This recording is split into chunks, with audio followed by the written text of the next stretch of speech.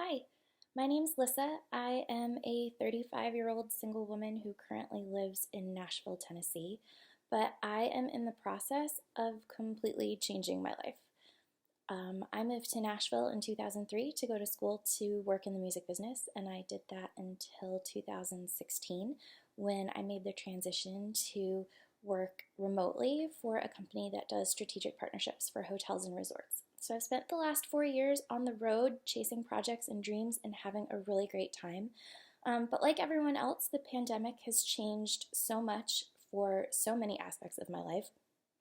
And after sitting on the fence and trying to figure out what I wanted for my next steps and how I wanted to spend my time, I spent a lot of time in my head and I was going over every possible option and kept coming up with reasons why not to do things until I decided, why not? I'm not getting any younger. I don't have any strict ties here. I don't know exactly what I want to pursue professionally, and I just needed some time to figure it out and to explore and try new things. I know that I love to travel. I love seeing new places and experiencing new things, and I really love tasting new things. And so I wanted to make that a priority. And in order to do that, I needed to figure out how to do more with less. So me, the very buttoned up, organized, have a plan, get it done, everything needs to be perfect and in its place person, is just trying to figure out how to fly by the seat of my pants and take life as it comes and just try things and decide if I like them or not. So my home, which is usually pretty well put together thanks to my OCD, is just a mass of piles of things that I'm trying to get rid of so that I can move out. So my goal is to get my house empty, rent it out, take the income that I make on the house to pay my basic bills, get a part-time job a remote job so that I can work from anywhere and see and do anything that I want to do. I was thinking I would just pet and house sit my way around the world. I know that the pandemic presents its own set of challenges for that, but I think that it's still doable. I'm careful, I'm responsible, I do research, I test, I quarantine, I wear a mask, I keep my distance. I feel like I'm smart enough to make this work, but I can't do it alone, and I don't know how I want to share it yet.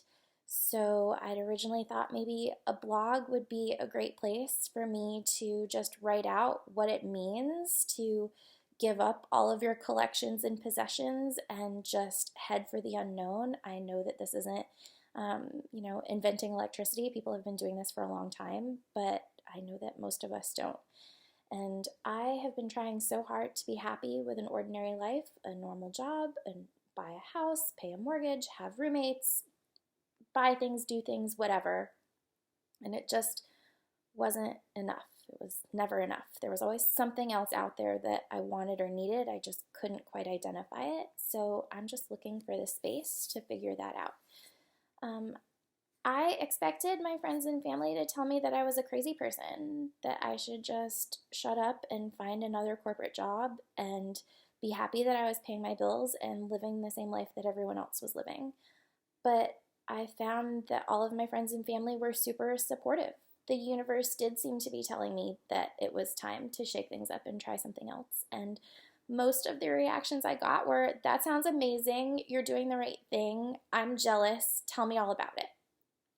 So I am so grateful that the people in my corner don't think that I'm a raving lunatic, and if they do, they keep it to themselves.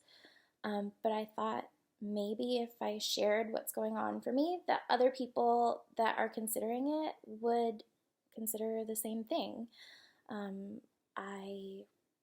I'm not special. I'm just a normal girl. I just know that the normal life is not for me.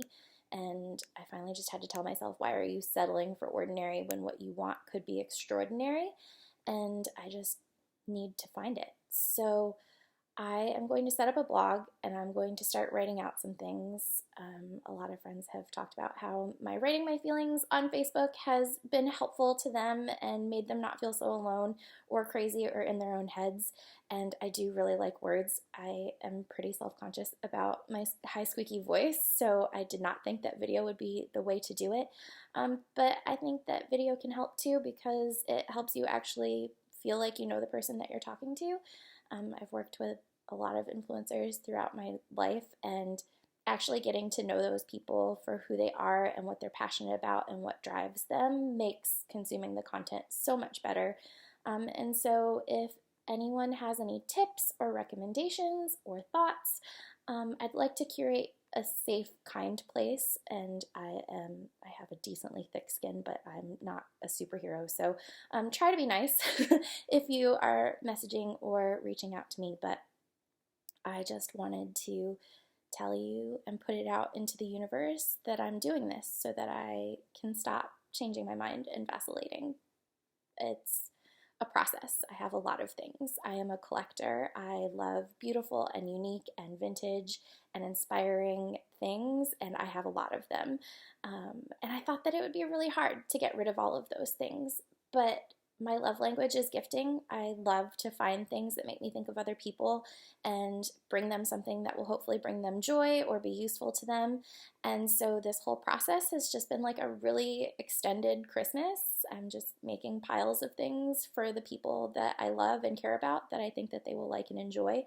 And it hasn't been that hard. So I'm trying to purge everything down to just a small load of sentimental and irreplaceable things that I can send to my family to store for me while I figure out what's next. So this is the beginning.